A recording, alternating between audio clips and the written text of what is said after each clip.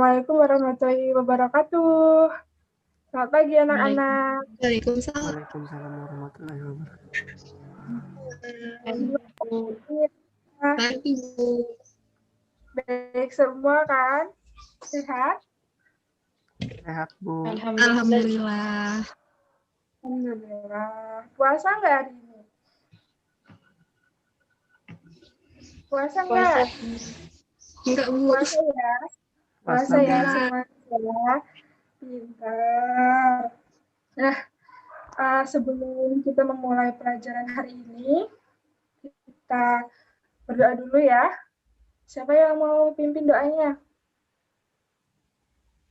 Saya, Bu. Baik, dipersilakan Faisal untuk memimpin doa pada hari ini. Sebelum kita mulai pelajaran pada hari ini, marilah kita berdoa menurut kepercayaan agamanya masing-masing. Berdoa mulai.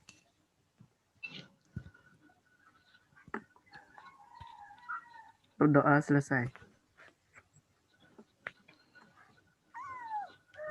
Baik, terima kasih Faisal sudah berani untuk memimpin doa. Ya, jadi tema yang kita pelajari hari ini yaitu tema 8, subtema 3 yaitu bangga terhadap tempat tinggalku. Nah, Ibu sekarang akan membacakan tujuan pembelajaran pada hari ini terlebih dahulu. Nah, yang pertama, tujuan pembelajaran hari ini yaitu dengan membaca cerita fiksi, kalian dapat membandingkan tokoh-tokoh dalam cerita fiksi dengan benar. Kedua, dengan kegiatan berdiskusi mengenai tokoh-tokoh dalam cerita fiksi, kalian dapat mengidentifikasi tokoh utama, tokoh protagonis, tokoh antagonis, tokoh pembantu atau tambahan dengan benar. Ketiga, dengan kegiatan berdiskusi mengenai keberagaman karakteristik individu, kalian dapat mengetahui sikap untuk menghadapi perbedaan karakteristik antar teman dan manfaat yang diperoleh dengan benar. Yang keempat, setelah membaca cerita fiksi, kalian mampu mengidentifikasi peran tokoh dan pesan moral yang dapat diambil dari sebuah cerita dengan tepat. Dan yang kelima, setelah melakukan kegiatan pengamatan jenis pekerjaan masyarakat di lingkungan tempat tinggal kalian, kalian dapat mengklasifikasikan jenis-jenis pekerjaan yang menghasilkan barang dan jenis-jenis pekerjaan yang menghasilkan jasa. Baik, nah itu tadi tujuan yang harus kita capai pada pembelajaran hari ini. Nah, apa saja tadi yang akan kita pelajari? Yang pertama, apa tadi? Membandingkan tokoh-tokoh dalam cerita Fiksi. Ya, terus apa? Tadi ada tentang keberagaman, Bu.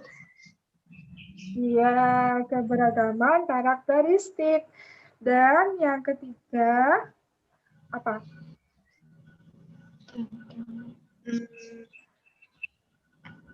Mempelajari jenis-jenis pekerjaan. Pintar. Nah, sebelumnya Ibu mau nanya dulu nih ke kalian.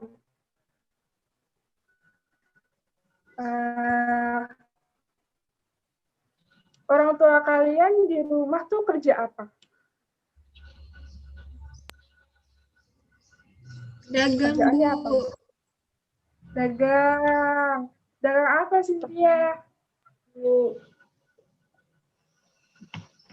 Jualan bakso, Bu. Wah, enak. Kalau yang lain? Bapaknya atau ibunya kerja apa? Aida dan Faridah? Mungkin Petani, Bu. petani.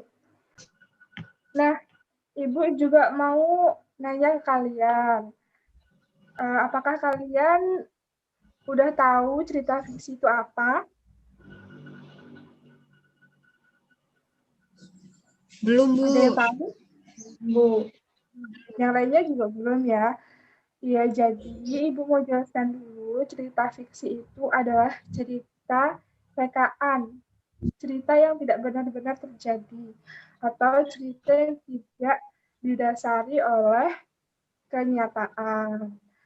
Paham? Paham, Bu. Paham, Bu. Bu. Nah, sekarang kita langsung saja melihat atau menonton cerita fiksi yang telah Ibu sediakan di media pembelajaran. Coba minta tolong disetelkan.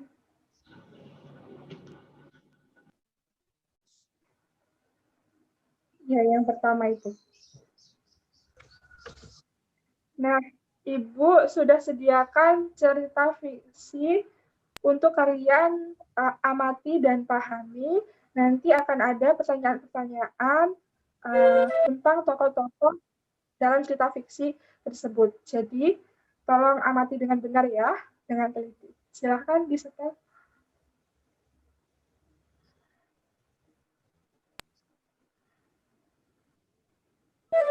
Cinde Laras. Pada zaman dahulu, terdapat kerajaan yang makmur bernama Kerajaan Jenggala.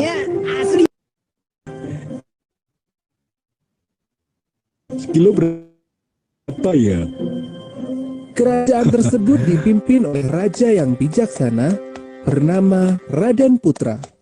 Ia mempunyai permaisuri cantik dan juga baik hati bernama Candamaya.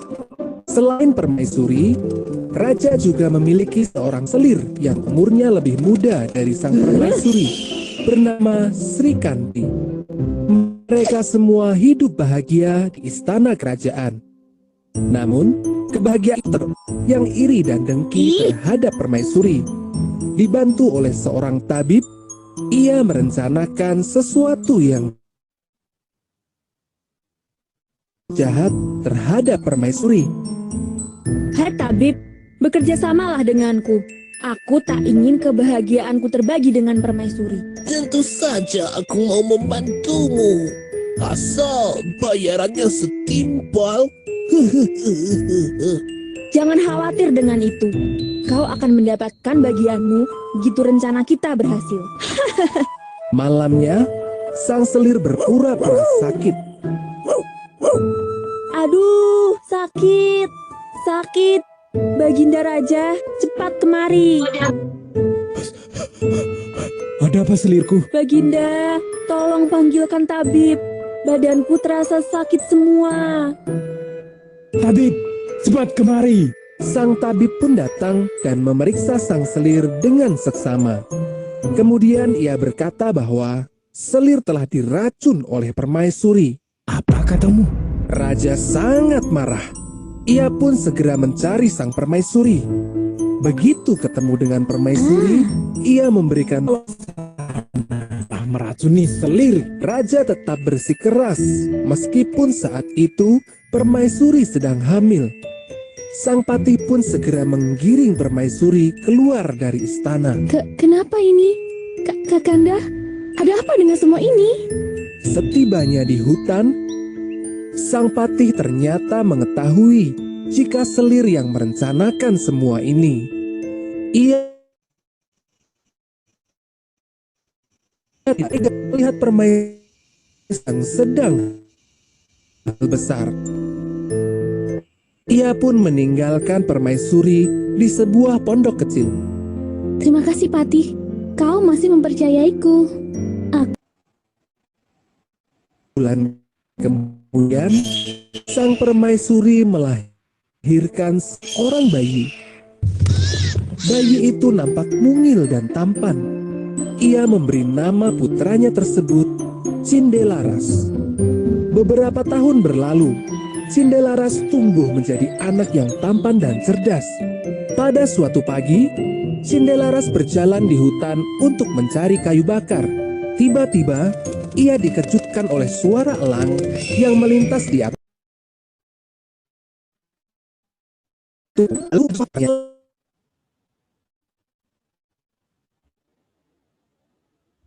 Elang itu menjatuhkan sebuah telur besar di semak-semak. Astaga, ini telur yang cukup besar dan berat. Cindelaras pun segera membawa telur itu pulang. Ibu, lihat apa yang kutemukan di hutan. Wow, telur yang cukup besar. Telur apa itu? Entahlah, Bu. Aku akan merawatnya hingga telur ini menetas. Cindelaras segera menempatkan telur itu dalam sebuah kandang yang hangat. Beberapa hari kemudian, telur itu menetas. Seekor anak ayam yang besar keluar dari cangkang telur. Samar-samar, anak ayam itu mengucapkan beberapa kata. Hah? Ayam ini bukan ayam biasa. Ia bisa berbicara. Dengan sepenuh hati, Cindelaras merawat anak ayam itu. Hingga beberapa minggu kemudian, anak ayam tersebut tumbuh menjadi seekor ayam jantan yang gagah. Suatu ketika, Cindelaras teringat perkataan ayamnya. Ia pun menemui ibunya. Ibu, ada yang ingin aku tanyakan pada ibu. Iya, Nak. Tanyakan saja. Sebelumnya, aku minta maaf kalau aku lancang. Sebenarnya, siapa dan di mana ayahku sekarang, Bu? Kenapa kau bertanya seperti itu, Nak? Tidak apa kalau ibu tak bercerita. Tidak apa, Nak. Ibu akan menceritakan semuanya. Sang permaisuri pun mulai menceritakan semuanya. Bagaimana ia bisa sampai di hutan. Ia menceritakan bahwa ayah dari Cindelaras adalah seorang raja Cenggala. Maafkan Ibu, Nak. Ibu baru menceritakannya sekarang. Tidak apa, Bu. Yang terpenting, ibu sangat menyayangiku. Aku sayang ibu. Ibu juga menyayangimu, Nak. Cindelaras yang telah mengetahui bahwa ayahnya seorang raja bertekad untuk menemuinya. Bagaimana caranya ya? Aha, aku tahu. Raja kan suka dengan sabung ayam. Coba kita ikuti sabung ayam yang diadakan kerajaan. Cindelaras pun meminta izin kepada ibunya untuk menemui sang ayahanda. Teko, teko, teko, tek. Anak ayam turun sejuta. Teko, teko, teko, tek. Anak ayam turun sejuta. Setelah perjalanan panjang, Cindelaras pun telah sampai di kota yang nampak ramai. Keramaian itu disebabkan karena sedang diadakan pertandingan sabung ayam. Paman, bolehkah ayamku bertanding melawan ayammu? Tentu saja boleh, bocah kecil. Pertandingan pertama ayam Cindelaras pun dimulai. Pertarungan itu berlangsung seru. Hingga akhirnya ayam Cindelaras memenangkan pertandingan itu. Selanjutnya, banyak yang ingin menantang ayam Cindelaras. Namun, hasilnya selalu sama. Pertandingan dimenangkan oleh ayam Cindelaras. Berita ketangguhan ayam Cindelaras terdengar juga ke telinga raja. Aku mau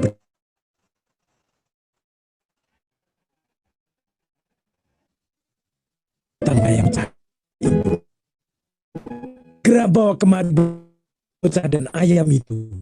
Selanjutnya, semua orang berkumpul memenuhi halaman istana. Mereka ingin melihat pertandingan ayam Cindelaras dengan ayam raja. Akhirnya, Cindelaras bertemu dengan ayahnya untuk pertama kali pertandingan sabung ayam. Karena aku akan memberikan setengah dari kekayaanku jika kau bisa menang. Jika kau kalah, kau akan menerima hukuman.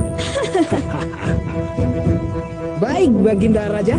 Aku selalu siap menerima apapun hasilnya nanti. Gong dibunyikan sebagai tanda pertandingan dimulai. antara ayam jago Cindelaras dan ayam jago Raja. Pertarungan berlangsung sengit. Pertandingan pun berakhir dan hasilnya ayam Cindelaras mengalahkan ayam jago Raja. Aku ayam jago hebat. Siapa namamu, wahai anak kecil?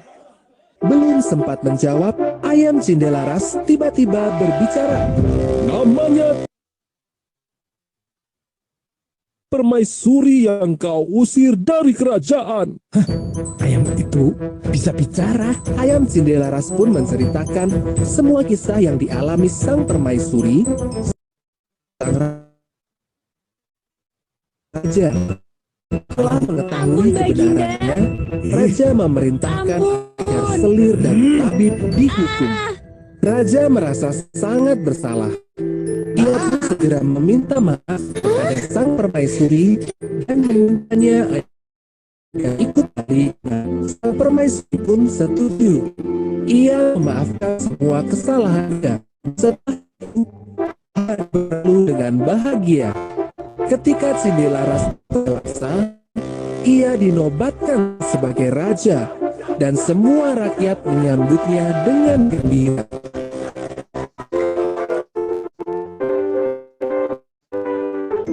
Nasihat dari cerita ini adalah, selalu carilah bukti nyata dahulu apabila kita mendapatkan kabar buruk dari orang lain.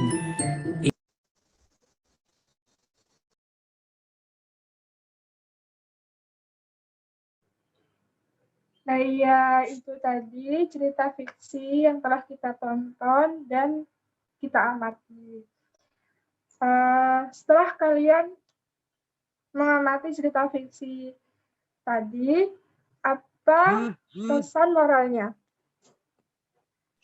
Ada yang masih ingat?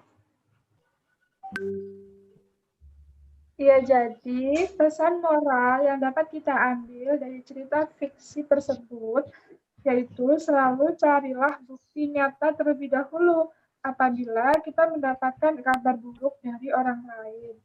Dan ingat, kebaikan akan selalu menang melawan kejahatan.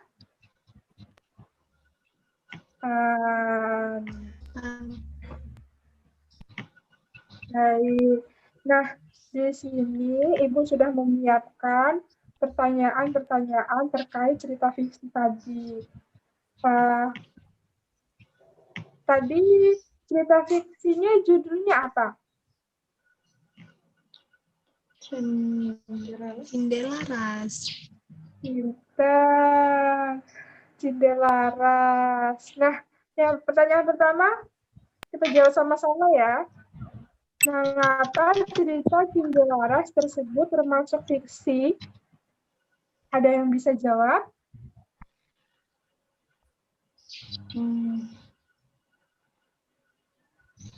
Ayo. Mengapa? Karena ceritanya berasal dari imajinasi, Bu. Nggak benar-benar nyata. Pintar, hebat Cynthia.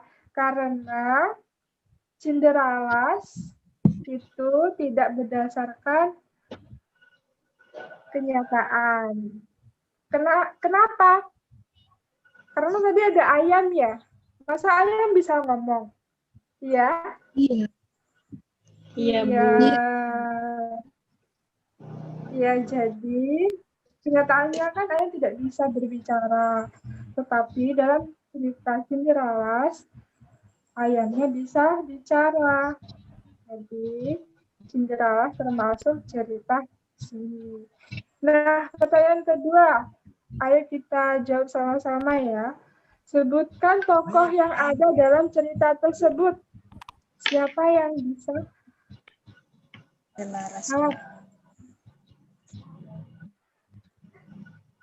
Iya, Cinderalas.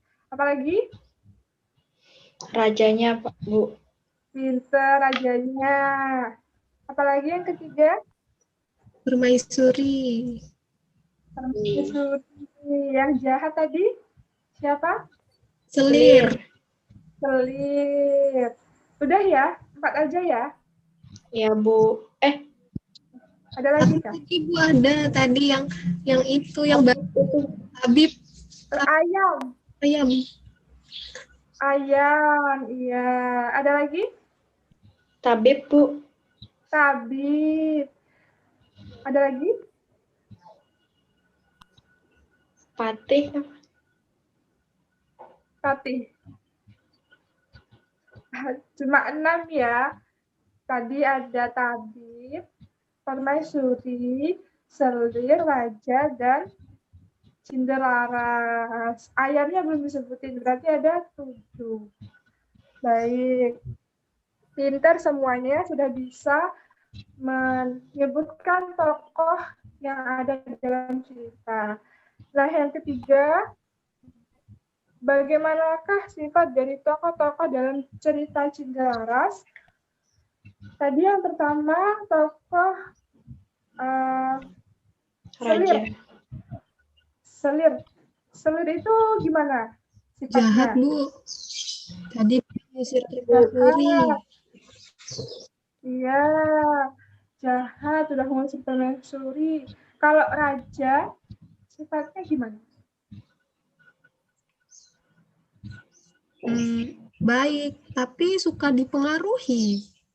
Oh iya, dia suka dipengaruhi karena sudah terpengaruh oleh kata-kata selir.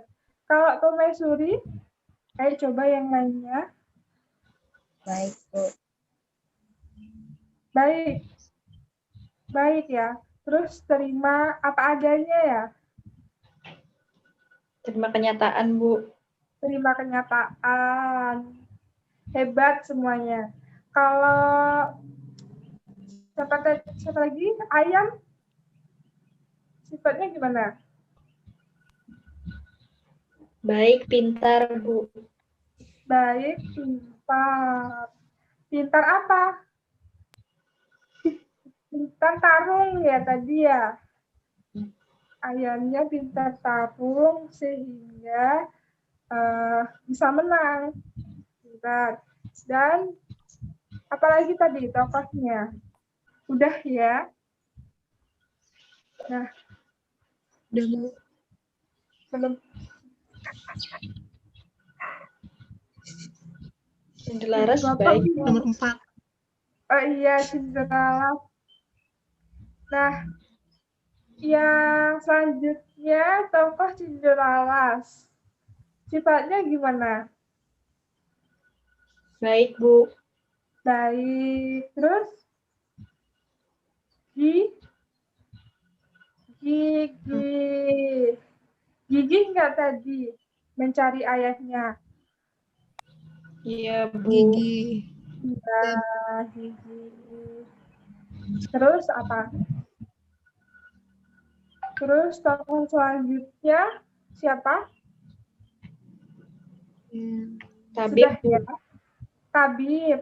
Kok tabib itu sifatnya gimana tadi?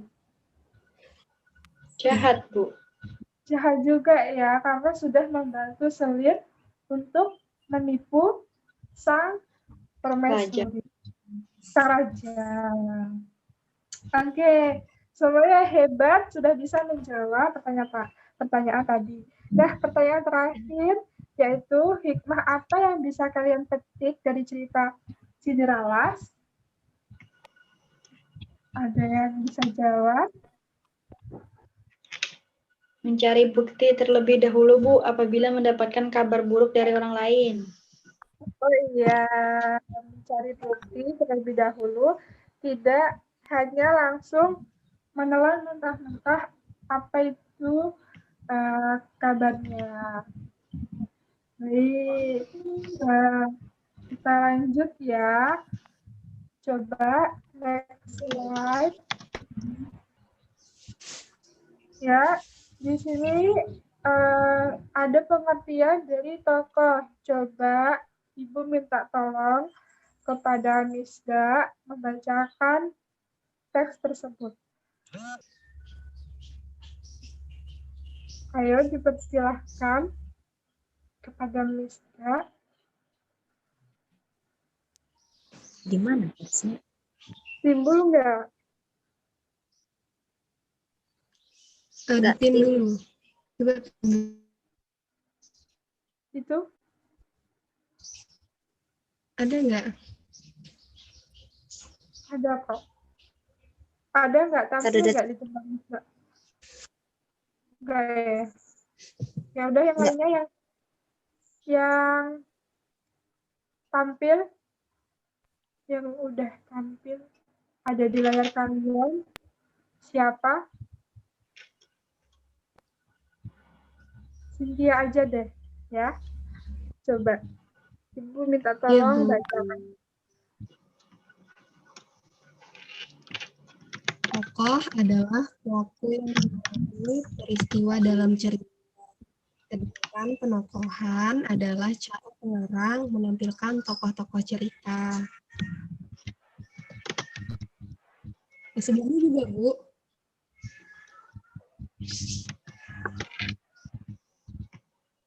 Nah, jenis-jenis tokoh. Tokoh dalam cerita fiksi dibedakan menjadi dua. Yang pertama ada tokoh utama dan tokoh tambahan atau tokoh pembantu. Tokoh utama adalah tokoh yang memiliki peranan penting dalam suatu cerita. Dan tokoh pembantu adalah tokoh yang memiliki peran tidak penting. Selanjutnya, tokoh juga dibedakan berdasarkan peran tokoh dalam dalam sebuah cerita. Yang pertama, tokoh protagonis dan tokoh antagonis. Tokoh protagonis adalah tokoh yang memiliki watak baik sehingga disenangi dan dikagumi pembaca. Sedangkan tokoh antagonis adalah tokoh yang tidak disenangi pembaca karena perannya tidak sesuai yang didambakan oleh pembaca. Sudah selesai, Bu. Mohon maaf, Bu. Ibu mic-nya belum dinyalakan. Oh iya, mohon maaf ya. Ibu kelupaan. Terima kasih Cynthia sudah bersedia memberitakan tesnya. Ya, tadi tokoh itu apa? Tokoh adalah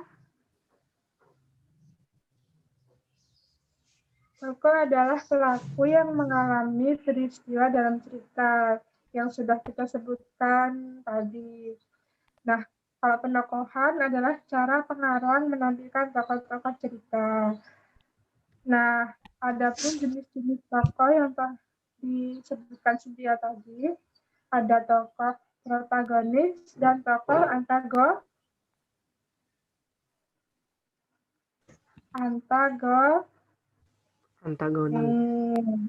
Ya. Nah, di dalam cerita Cindelaras tadi, tokoh protagonisnya siapa? Ada yang tahu? Cindelaras. Kalau yang Permaisuri. kalau antagonisnya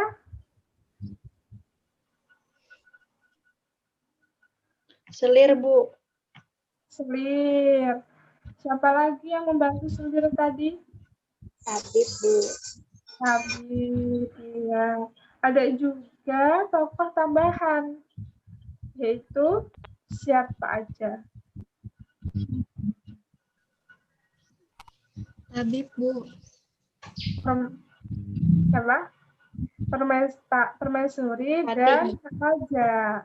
Ya enggak? Tambahannya.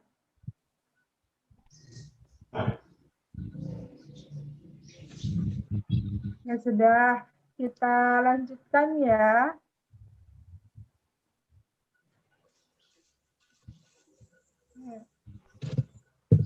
Nah,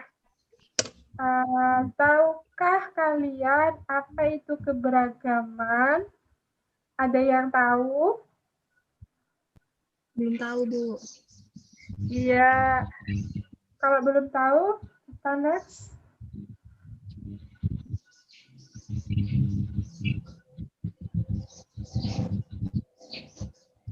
Nah, di sini ada keterangan apa itu keberagaman karakteristik masyarakat Indonesia.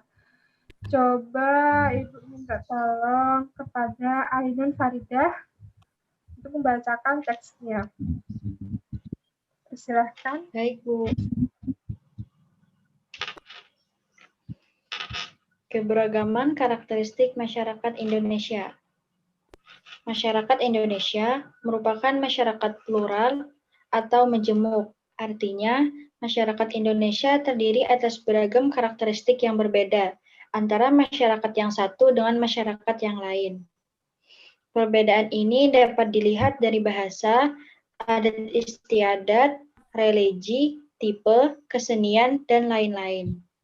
Karakteristik individu adalah ciri atau karakter yang melekat pada diri individu. Karakteristik individu dalam masyarakat Indonesia beragam jenisnya, di antaranya fisik, jenis kegemaran, pekerjaan, ras, suku, pengetahuan, serta agama atau kepercayaan. Banyak manfaat atas keragaman karakteristik masyarakat Indonesia. Beberapa manfaat yang dimaksud sebagai berikut. Yang pertama, dapat belajar saling menghargai karakter setiap individu. Yang kedua, belajar bersosialisasi. Yang ketiga, belajar toleransi. Yang keempat, saling melengkapi sesama individu. Yang kelima, hidup rukun dalam masyarakat. Sudah, Bu. Oke, baik. Terima kasih, Ainun Faridah. Nah, tadi sudah dibacakan oleh Ainun, masyarakat Indonesia merupakan masyarakat plural atau majemuk. Artinya, masyarakat Indonesia terdiri atas beragam karakteristik yang berbeda. Apa aja yang berbeda itu? Yaitu terdapat pada bahasa, adat istiadat, religi, tipe, kesenian, dan lain-lain. Di sini pun kita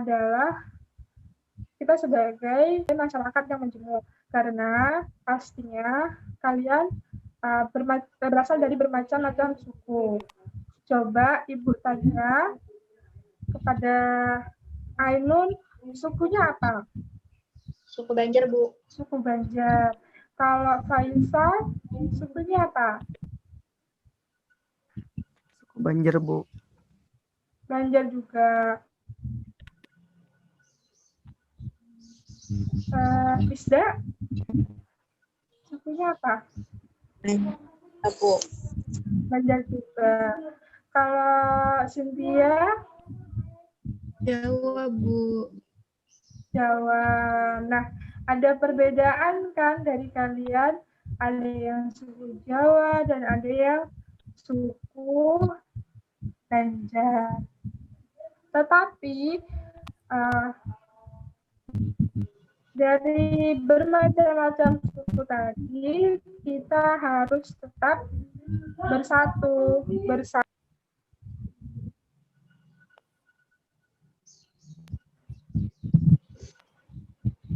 Ya, jadi kita harus tetap apa tadi? Harus tetap bersatu. Bersatu, ya. Coba kita tolong ke bawah lagi. Nah, dari keberagaman masyarakat tadi, banyak manfaat atas keragamannya. Yaitu yang pertama, dapat belajar saling menghargai karakter setiap individu. Kalian harus saling menghargai, tidak boleh saling mengolok-olok atau mengasingkan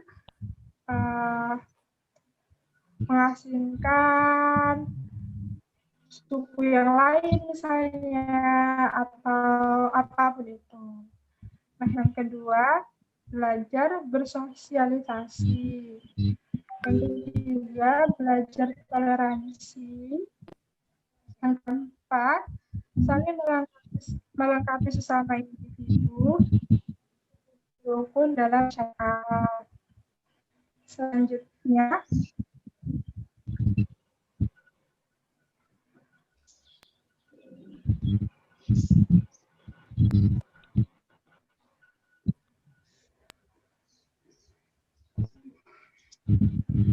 nah, di sini ada pernyataan selain keberagaman karakteristik, ternyata ada juga loh keberagaman jenis pekerjaan. Apa saja ya kira-kira? Kita simak penjelasannya.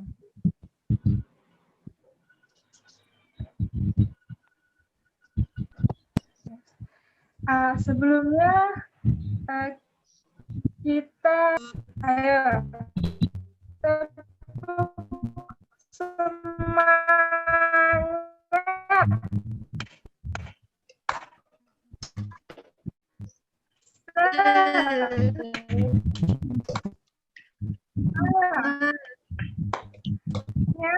Semangat.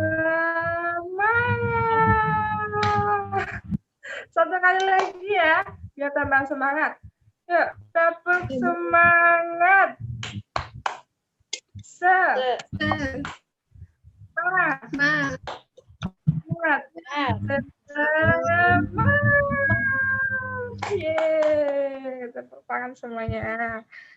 Terima kasih. Semangat. Bagus. Selanjutnya ada tes keberagaman jenis pekerjaan. Tadi sudah disebutkan ya, pekerjaan orang tua kalian apa? Ada yang petani, ada yang pedagang, dan lain sebagainya. Nah, setiap hari manusia berusaha memenuhinya, setiap orang harus bekerja. Modal utama seseorang untuk bekerja adalah kemauan, pendidikan, dan keterampilan. Jenis pekerjaan mereka bermacam-macam. Ada yang menghasilkan. Nah, ada pun pekerjaan yang menghasilkan barang, yaitu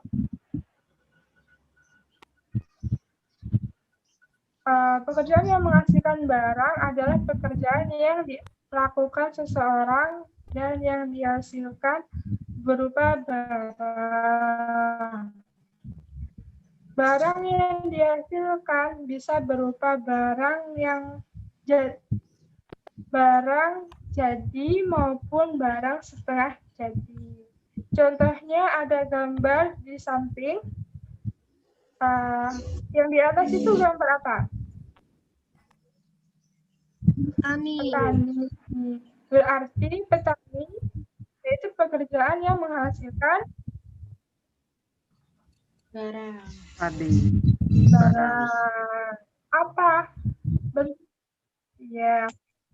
Bentuknya apa? Padi, beras, Bu. Padi, beras. Iya, padi atau beras. Makanan, bahan pokok. Ya. Ya. Inter apa? Gambar apa? Tukang, Bu. Tukang ya, tukang kayu. Tukang kayu berarti pekerjaan yang menghasilkan barang juga. Menghasilkan apa dia? Iya. Dan sebagainya. Meja dan sebagainya, jendela, pintu ya. Hebat semuanya. Kalau itu juga ada contoh yang lain yang menghasilkan barang antara lain petani, nelayan, peternak, pengrajin, dan penambang. Paham ya? Paham, Bu. Ada yang ingin ditanyakan?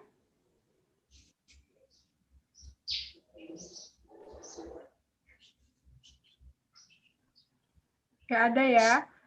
Oke, berarti selanjutnya yang kedua, pekerjaan yang menghasilkan jasa.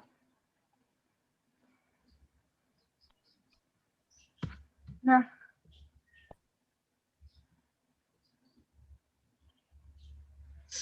Nah, pekerjaan yang menghasilkan jasa adalah pekerjaan yang dilakukan seseorang dan yang dihasilkan berupa jasa atau pelayanan. Pekerjaan di bidang ini sangat beragam.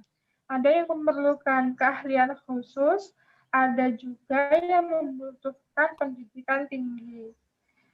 Dan ada pula yang hanya mengendalikan kemampuan fisik. Contohnya, contoh pekerjaan yang menghasilkan barang jasa antara lain guru, sopir, montir, polisi, dokter, pengacara, dan tukang cukur. Nah, kalau guru itu menghasilkan jasa apa? Boleh tahu?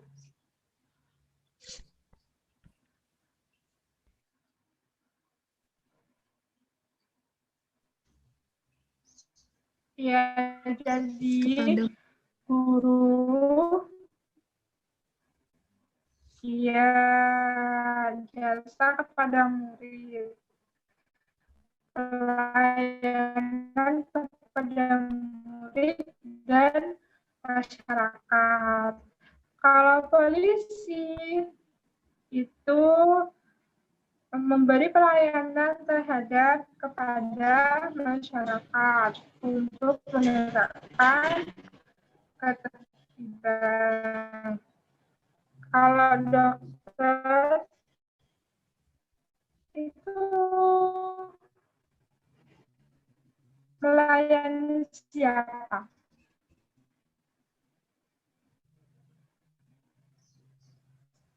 sakit. Sakit. Pintar. Jadi paham ya, ditanyakan?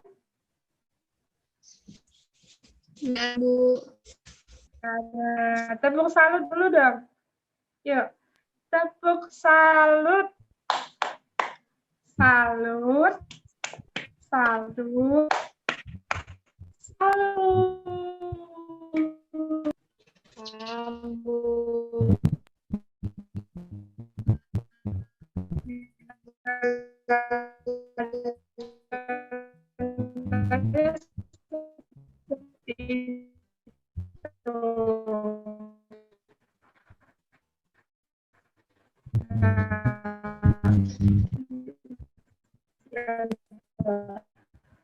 Nanti bukas.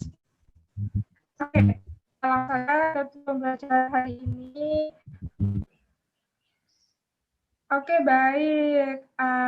Kita simpulkan ya pembelajaran pada hari ini. Yang pertama tadi kita sudah belajar tentang apa? Tentang cerita fiksi. Cerita fiksi, ada tokoh ya. Terus?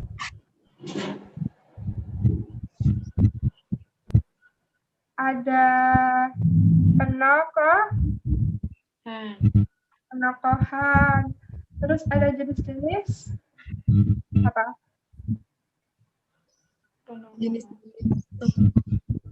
Jenis-jenis tokoh. Terus selanjutnya kita sudah belajar keberagaman karakteristik. Ya. Terus yang terakhir tadi Macam pekerjaan, Bu. Iya, macam-macam pekerjaan. Ada pekerjaan yang menghasilkan barang. Ya, ada juga pekerjaan yang menghasilkan jasa. Nah, hebat sekali anak ibu. Jangan lupa ya, materi selanjutnya harus dipelajari di rumah. Paham? Paham, Bu. Ya, baik. Langsung saja Ibu tutup dengan doa. Siapa yang memimpin doa? Saya, Bu. Ya, coba silahkan. Baiklah teman-teman, sebelum kita mengakhiri pembelajaran pada hari ini, marilah kita berdoa. Berdoa dimulai. Berdoa selesai.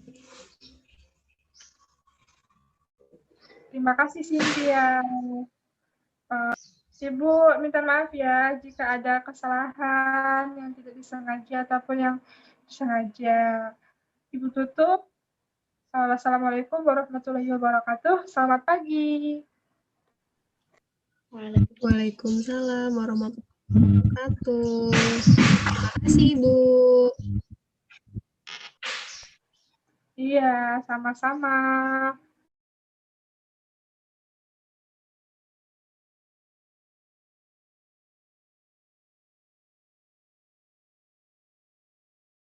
Perkenalkan, nama saya Ainun Faridah. Dalam per-teaching kali ini, saya berperan sebagai siswa. Dalam kegiatan ini, saya banyak mendapatkan pengalaman, bagaimana rasanya menjadi seorang siswa. Bagi saya, seorang guru sangat berperan penting dalam pembelajaran.